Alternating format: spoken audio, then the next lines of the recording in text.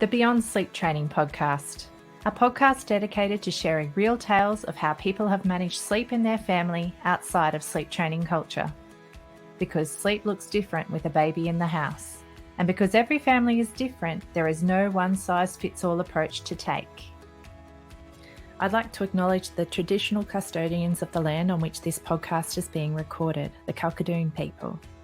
I pay my respects to the elders of this nation and the many other nations our guests reside in from the past, present and emerging.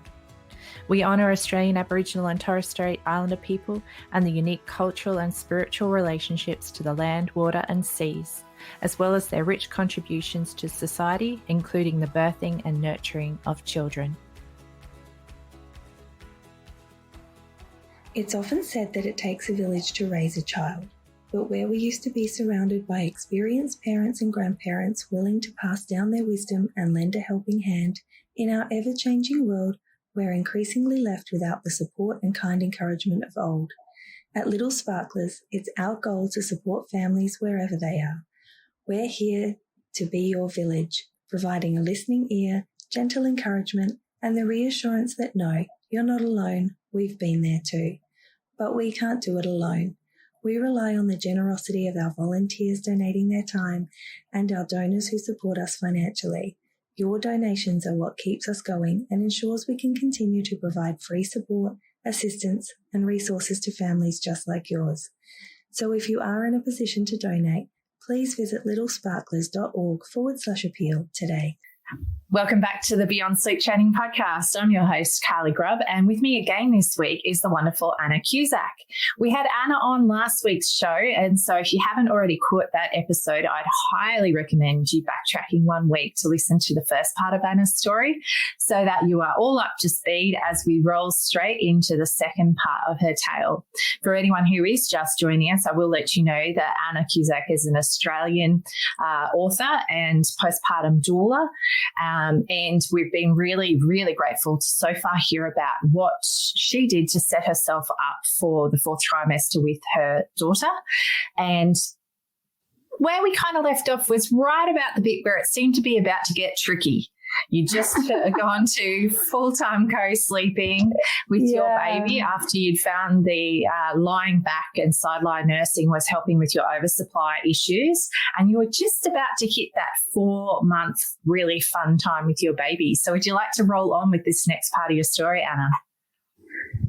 Yeah, sure. So at this point we had the cot latched to our bed, and to be honest, I don't know that nighttime sleep through 4 months sleep, regression or progression, whichever way you kind of want to frame it, I honestly don't know that it got that much worse or different. But what did happen around this time is that I started thinking I'd really like just like a smidge of time to myself. So how we'd been contact napping through the day before, we'd kind of done it so we'd had at least one nap where I was moving, exercising. So I had her in the little carrier pouch or in the pram, another one contact napping on me. And then I honestly don't even remember what we did for the other one. We probably didn't have another one because at every point when a book said like your baby should be having 3 naps at this point, she only ever had 2. And whenever it said your baby will be dropping to 2 naps at this point, she only ever had 1. Mm-hmm. So we can hard relate. She stopped napping altogether at 20 months old.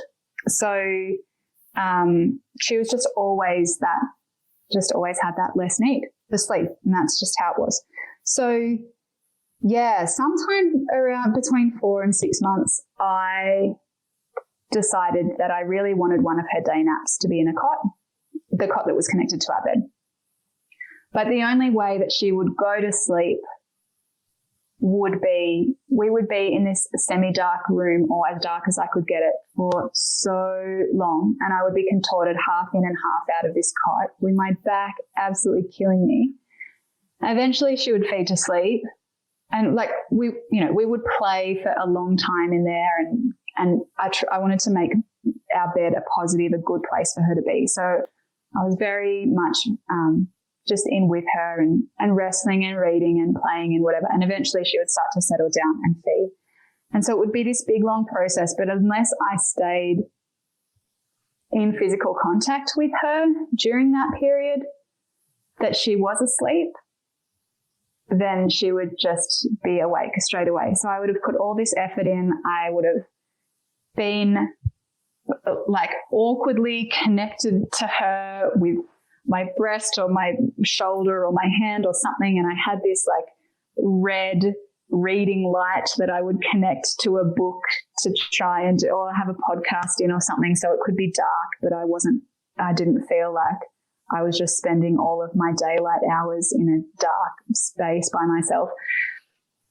And then I would get up and go to the toilet, and by the time my bottom hit the seat, she'd be crying and crawling around looking for me. Oh, and Anna. It just didn't stop. Like, we would have a family. I remember we had a family occasion, or I can't think what it was for, but I came out of the room one time and I'd managed to get her to sleep just walking around. Obviously it took a long time, but walking around, and I'd transferred her to the cot and we put a timer on, and it was 10 minutes exactly until she woke up. And it just didn't, it just never changed. That's just what it was. And it's really hard to accept that. Really annoying. Yeah, exactly. And I think for people listening along, like neither you nor I are superhuman in any of this. So your feelings of just wanting a little bit of space, just wanting to get out of that room and have her sleep a bit. Of because course she needed felt to like co-sleep in the night. She needed to co-sleep in the night, or neither of us would get sleep. She would only sleep with contact napping or in the pouch, wouldn't sleep in the car. The pram, I could walk with her. It would take at least 30 to 40 minutes of walking, and then if she fell asleep, it was likely to be another, it could be 1 hour, it could be 2 if she fell asleep in the pram. And that's a really long time to committing to going for a walk. Yeah, when you're tired too. I love to do it every day, and often I would tee up with my dad or my mum or someone that we would swap over after a certain point. But unless I was the one singing to her, I would hear Dad trying to do laps of the street and she'd just be crying. So even somebody else taking her in the pram, like my husband had a decent shot, but he was at work. So unless it was the weekend, like every single sleep was my job, and they were all hard. So there's no two ways about that. Like you can't, like it was hard. And I think that's something that people listening along can hear, because you weren't doing anything wrong. Neither was your baby, but that doesn't mean that it was easy. It was bloody hard. It was bloody frustrating. And I'm sure at many times you wish someone else could do it, and that you could somehow just catch a break because you needed a break, and you are human and you have needs too. But that wasn't the reality of that moment for you, or that point in time. And in the end, how did you deal with that? How did you not lose your mind in that moment? I did actually become quite anxious. I spoke with a perinatal counsellor around the 4-month mark. So at this time also, so that's kind of between 4 and 8 months, something like that. We had,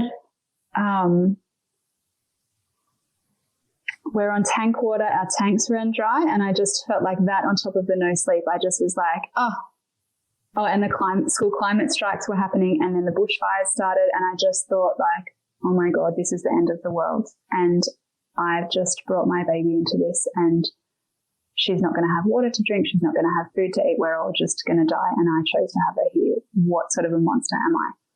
And I started working with a perinatal counsellor. And so one of the first things we did was start implementing that stuff of what can I do in that daytime sleep time when I was still trying to get her to sleep in the cot. So that was the book and the podcast and things. And then later it was like just giving up on that, because not only was this happening, like this difficulty with naps and whatnot happening in the day, she just like, she wouldn't go to sleep until like 8's always been the earliest, but it was probably more like 9 or 10 o'clock at night. At that point, it wasn't uncommon for her to want to get up and have like a midnight party. So we'd be up playing between 1 and 3 a.m. Oh, and we'd be back to sleep again. And I know that from other cultures around the world and historical records, it's actually not been that long, only since like the invention of electricity and people having to work in factories, that the expectation has been to sleep all of the nighttime period. There's usually we've been wired to have this point 1 till 3 in the morning where people are actually up and socializing and whatever. That's what she wanted to do. And she was down with that, even if you were. She was cool with that. And I just had to be, because otherwise it was having her crying in my bed, which meant that none of us were sleeping. So, we were up nighttime partying a lot of the time. She also decided that she would start properly walking at 8.5 months. Of course she did. Of course she did. And so she just was on the go. And we were baby-led weaning, which I'm very happy that we did. But as you heard before, she's a booby monster, and she really didn't coordinate getting any food into herself properly until probably more like 10 months old, like a decent amount of food. So we had a non-sleeping kid that would only get her energy from me, that was on the go all of the time. And it was a real challenge, a real struggle. Absolutely. And if I tried to go back to work at 11. She was 11 months old, and I was only going back 2 days a week, but I was in a hospital literally like at the start of March 2020, where everything was shutting starting down to get really serious with COVID. And we didn't have any testing facilities or like any concept of what was going on. So I'd already had this anxiety period. We still weren't sleeping. She'd never been away from me really for more than like 3 or 4 hours. And suddenly I was hoping that she was going to be somehow fine to be with my parents or other people for 2 full work days, and that I would be okay going into like pandemicville. And I couldn't connect all of these things, and I couldn't make it work. And I lasted 1 week and then I resigned. You know what though? That is actually really good on you for being able to recognize what wasn't working. Because I think for some, not everybody has the option to just resign if it's not working. But if you do, it is actually a choice that can be made, because for your reality, you really couldn't, like what you were doing was already more than a full-time job plus some, let alone adding on paid employment in a pandemic and all the rest of it as well. So I think for people listening along too, knowing that if you have got options up your sleeve for whether employment is optional or not, because sometimes it really just isn't, and you're going to need to be able to make it work, just consider your options. And it's not a sign of any kind of failure or anything like that if you do need to pull back because it's simply not working for you and your family at that time. So I can hear that so much. That is so much going on. What did you find actually gave you any kind of relief in this period? Around the same time, we went to,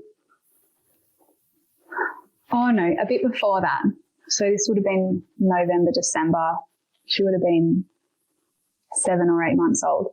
There was a period where it did actually rain up here for a week. And during that week, we couldn't go for our pram walk.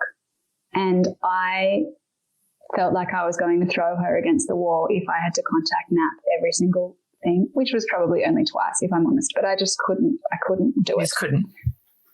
I couldn't lay for that long. So I put her in the pouch, and every day I would start off vacuuming the house, and I found out that she actually really loved the vacuum cleaner. And so I would vacuum the floor, which the house has never been so clean ever, and it's definitely not now. And then after that, I would phase in the sound of a vacuum cleaner white noise track on Spotify. What a ripper. Yeah, and gradually got to do that, which turned out to be excellent because that was something very, very easy that my husband could do.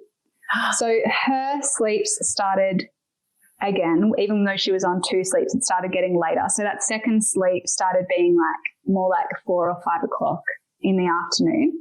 Which pushes bedtime into forever. Oh, yeah, of course. But the hours that my husband works means that he could get home and usually, at least half the time, take that afternoon sleep because he could do the timing and we had the vacuum cleaner noise. I love the vacuum cleaner solution. I have not heard that one. Like, not your typical white noise, but I like it.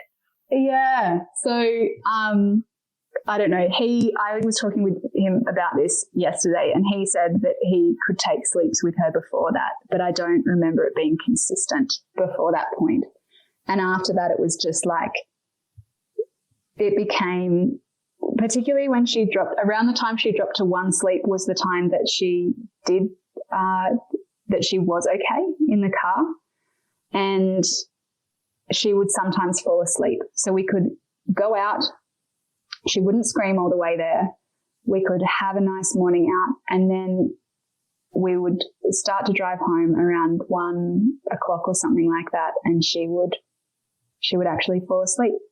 And I could sit in the front seat of my car with the aircon on, and I could step inside the house and bring myself out some lunch, and I could start actually thinking for myself and having a quiet period. And it was just like the heavens opened and every possibility opened up to me. And I actually started writing out all the ideas for my book in the notes section of my phone, during that period of time.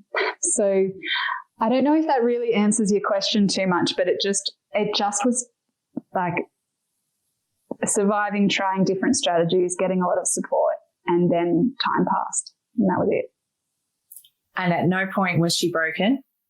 She just needed you this very much, even if it nearly broke you in the process.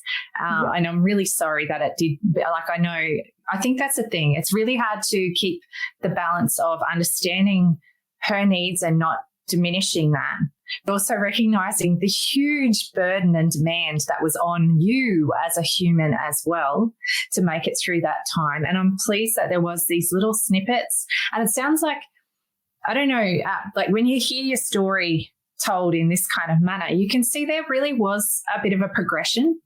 Even through the tough spots, there was these little changes that kept happening that actually led you out to the other side. But when you're in it, it still feels like it's going to go forever. Yeah, and there are patches where it still feels like it's going to go forever. Like, pardon me, I really thought I just couldn't see how we could move her to her own bed. We had a floor bed for so long. So I don't know, 2 years is probably an exaggeration, but it was a really long time. And we put a little mattress into our room, and put our beds back up to their normal height. So we have a very interesting bed set up now. We actually have her single bed on the ground, and then we have a king single and a double that are at the same height and pressed together. So we have this like wider than king size family bed, but also we have two sets of sheets and bedclothes and stuff like that, because he is a deeper sleeper than me, and he's always been concerned about squishing her. So this was a way that we could actually make it so that he felt comfortable to stay in the room with us, because he didn't want to go and sleep in another room, but he also still had some of that fear of co-sleeping and not having the awareness that I do as the mother or the breastfeeding parent. So I completely get that. I think that's a really, really important message for people listening along, is that whole flexibility and thinking about how you can set things up to make it work for all of the people in your family. Because we've had guests on who separate rooms is actually working really well for them and their spouse, usually around snoring issues, seems to be. But when it comes to, there can be quite a conflict in relationships between various parents and their children over wanting to be together, but feeling like the only way that can happen is to have the child elsewhere. And so being able to come up with solutions that actually work to keep you all together, that kind of flexible thinking can really help families come up with solutions that work for the whole family. So thank you for sharing that one. Yeah, no worries. So we put this bed in, the little bed in the room for her. And again, like, I know this isn't going to work for everyone. We just have one bedroom in our house that's massive, which is really convenient. And we just set it up with fun sheets and we just played on it. We just would read books down there and then she would come up into the bed with us. And I thought, yeah, we'll deal with that. We'll deal with that soon. We'll cross that bridge when we come to it. And then when she was 2.5, we went to meet some family in a different town, and we were staying in a hotel. And as usual, we took our swag, because in general, when we'd ever stayed anywhere, baby and I'd have the bed and he'd have the swag or the couch, because I was like, I'm already going to be in an uncomfortable position. I'm not also sleeping on the floor or like contorting myself so that I don't feel like she's going to fall off the side of the bed. And we set it up and she just thought it was going to be the most fun thing ever. And she wanted to sleep on it. And she did. And the very first night she slept 6 hours. And I've never slept longer than 4 in her entire life. Bit of swag magic. It felt like there'd probably been a couple of times, but like I was just like, oh, wow, this is so good. We stayed there the next night, 7 hours. And I was like, wow, what is this magic? She was just ready to start in her own bed. And we got home and there was no effort at all. I fed her to sleep in the new bed. She stayed in there until she woke up. And every night when she woke up, I would hear her and I would go down and I would pick her up and get her into bed. And gradually we figured it out. We sort of talked about it. So she will stand up from that bed and now climb in with me when she needs to. We've just been sick for the last, well, I haven't been, but the two of them have been sick for the last week. And the idea of the own bed, she's just not doing it. She's not into it. She will not, it's just something that it's got to be temporarily put aside for her to be okay. And that was one of the big lessons for me as well, was that any choice that I make doesn't mean that it has to be a choice forever. Like, we'd wound down to pretty much no feeds through the night, maybe one. And then she's just been really sick and gone off food and has gone up suddenly to like, I don't know, something ridiculous, 6 or 7 feeds like between bedtime and waking up again. And now she's well, we have to go through that process of taking them back again. And I think that's the thing when it comes to like when you're nursing toddlers and whatnot, most people come to a point where they need to be able to firm up some boundaries that work for you, just so that you can then keep that relationship going. Otherwise it becomes, for lots of people, a really big problem. Not for everybody. Some people don't feel this way about breastfeeds in the night or night weaning. They would take a different approach. But it is okay if you are nursing a toddler to then set yourself up in a way that feels right for you to get it to a workable point for your family, and you're supporting her the whole way through that process. So I understand how hard that would be, especially after a period of sickness. She's obviously needed super extra comfort and whatnot through the night, which you gave her.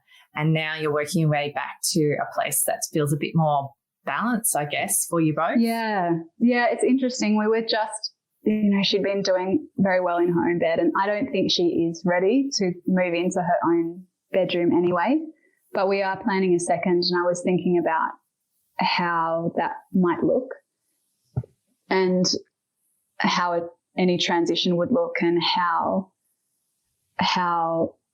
she could seek more comfort from her dad through the night rather than only preference for me. And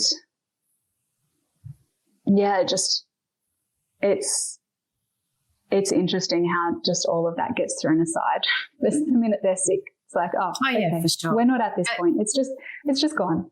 And that flexibility, though, that plays into welcoming siblings, because in our experience, it definitely has still been the case that even if we had these grand plans of dad would settle the toddler and whatnot, it doesn't always end up playing out like that. So being able to be flexible with your options to make sure that it works for the family, we came up with all sorts of solutions at different times that made that transition work for us. But in reality, our first guy particularly, there was no chance he was going to be comfortable sleeping in a separate room all on his own until he had siblings who were also then going to be in the room with them. So all three of my babies share a room, and they're all much more comfortable with that. None of them would want their own bedroom. So I think that's something for us with our eldest to keep in mind, that it still can be quite intimidating to be actually in a whole other room on your own.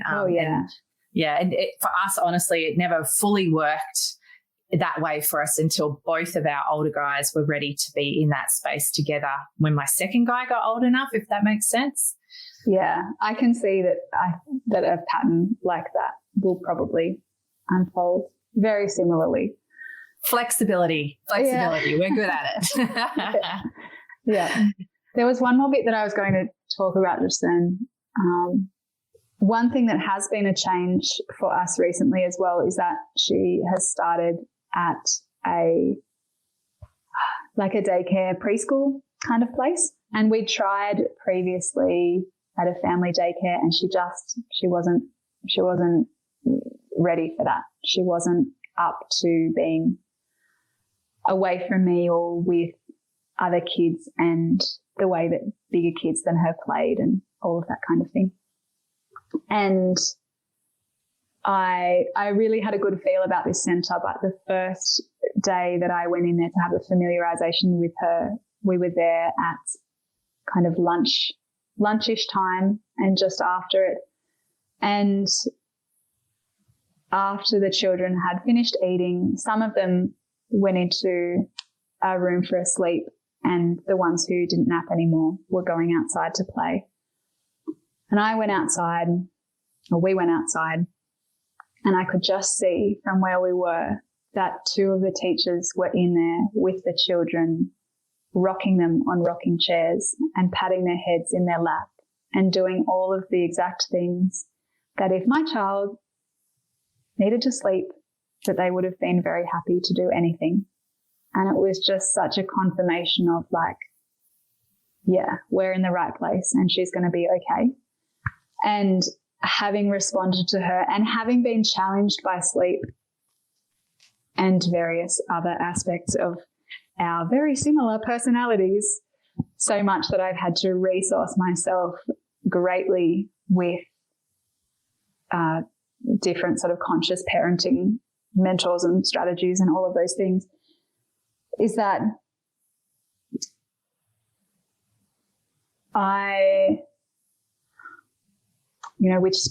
we tried to do a sort of a slow transition in. The first day she was only there a couple of hours without me, and then stretching it out a bit longer and a bit longer.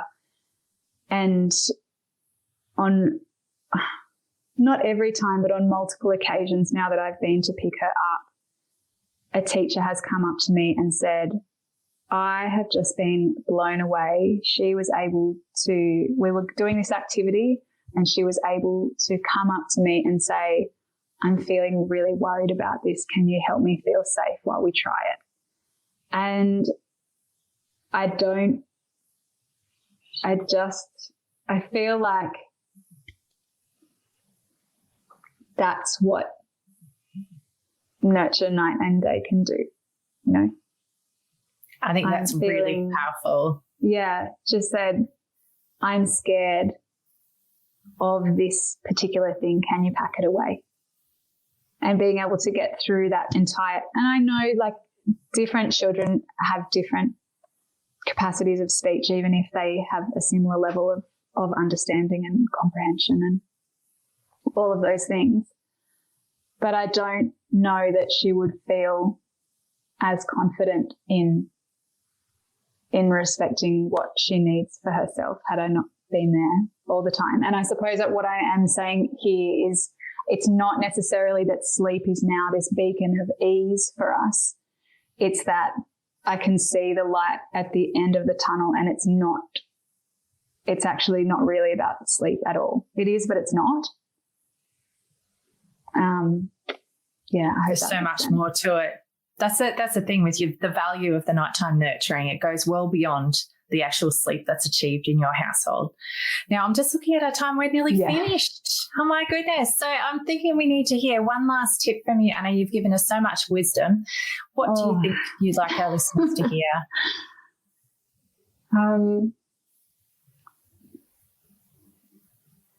If you think about Anna, who was up to her neck in it, what do you wish you could tell her?